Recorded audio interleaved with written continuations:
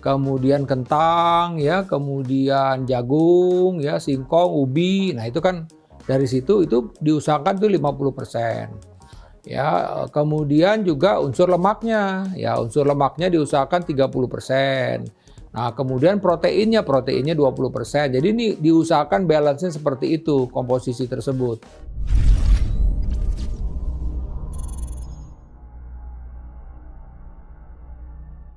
Mana organ pankreas ini sebenarnya mempunyai dua fungsi ya gitu ya. Pertama, dia memproduksi insulin. Ya, fungsi pankreas itu satu insulin. Jadi makanya sering pasien-pasien yang kencing manis itu ya kemudian ternyata ada masalah dengan produksi insulin ya karena memang terjadi kerusakan pada pankreasnya misalnya ya.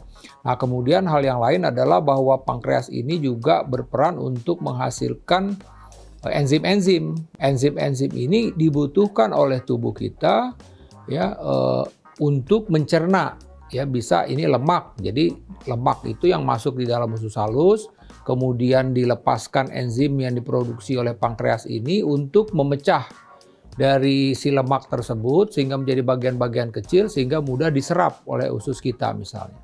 Begitupun juga untuk memecah karbohidrat, begitupun juga untuk memecah protein. Jadi disitulah perannya pankreas ya untuk pencernaan dan juga untuk memproduksi insulin.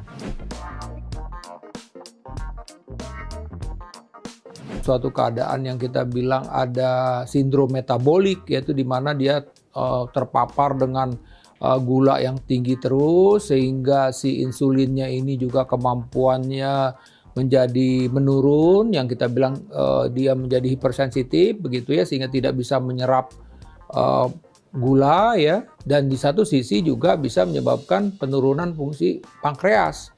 Nah, kalau fungsi pankreas ini jadi menurun, akhirnya produksi insulin juga menurun, ini juga akan menyebabkan orang itu mengalami kencing manis. Nah, jadi kalau enzim ini menurun, orang itu akan mengalami gangguan pencernaan. Ya, jadi misalnya sering diare. Tuh. Kenapa? Karena memang enzim untuk mencerna lemaknya menurun.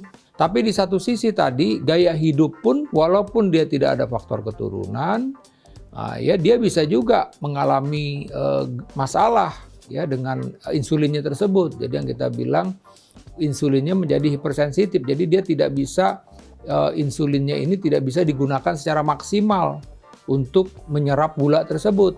Tapi apakah orang yang memang faktor keturunan kencing manis akan selalu kencing manis? Tidak juga. Kenapa? Karena kalau dia menjaga tubuhnya dengan baik, walaupun ada faktor genetik, dia tidak terkena penyakit kencing manis. Ketika kita memang terlalu banyak misalnya makan berlemak-lemak yang berlebih-lebihan, ini juga akan memaksa pankreas untuk bekerja lebih berat ya.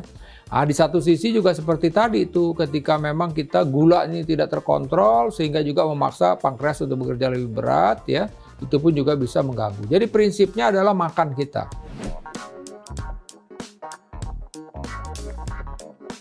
Ya, jadi kan sebenarnya kalau kita lihat komposisi, misalnya oke lah karbohidrat itu, ya karbohidrat itu kan sumbernya misalnya nasi, kemudian kentang, ya kemudian jagung, ya singkong, ubi. Nah itu kan dari situ itu diusahakan tuh 50%.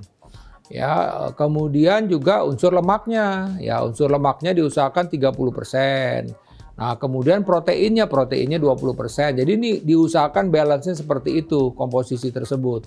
Ya, walaupun bagaimana ada orang yang ekstrim, wah kita mesti ngurangin karbohidrat, tetap walaupun bagaimana karbohidrat tetap kita butuhkan. Tapi tentu tadi yang penting mesti seimbang. Nah, di satu sisi lagi kita perlu juga mengkonsumsi sayur-sayuran buah-buahan karena memang sayur-buahan ini adalah sumber baik itu serat ya untuk membantu pencernaan, buang air besar kita menjadi lancar, dan juga ada unsur suplementasi mineral dan vitamin dari komponen sayur dan buah-buahan tersebut. Ya prinsipnya apabila kita sudah mempunyai permasalahan kesehatan terus ya kita mesti obatin. Tentu seperti misalnya orang kalau dia sudah disebutkan sudah menderita kencing manis ya dia udah bilang bahwa dia sudah menderita kencing manis. Tapi memang bukan berarti dia tidak bisa terkontrol gula darahnya, bisa dia terkontrol. Jadi bisa saja dia penderita kencing manis dan gula darahnya terkontrol. Ya, bisa dibuat seperti itu. Nah, biasanya memang ada yang harus mengkonsumsi obat. Nah, ini tadi yang mesti diperhatikan. Jadi ketika memang sudah diberikan resep oleh dokter untuk mengkonsumsi obat, dia harus mengkonsumsi obat tersebut. Oleh karena itulah maka kita harus menjaga asupan makan ini tetap seimbang dan juga tetap olahraga yang teratur. Jadi mudah-mudahan dengan gaya hidup seperti ini, tidak makan berlebih-lebihan dan tetap olahraga yang teratur dan tetap mengkonsumsi sayuran buah-buahan, mudah-mudahan organ-organ di dalam tubuh kita termasuk pankreas juga tetap dalam keadaan sehat. Sekian pembahasan saya seputar pankreas. Saya Profesor Arif Fahri Alsam. Sampai jumpa di konten berikutnya.